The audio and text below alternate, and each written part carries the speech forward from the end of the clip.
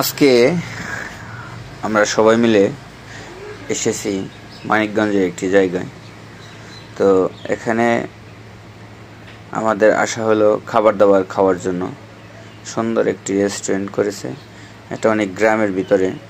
তো রিজিকে যা ছিল তো আমরা খেলাম।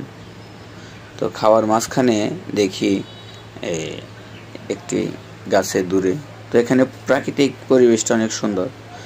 তো তারপরে দেখি একটি ধলা কোমর মনিয়া পাখি।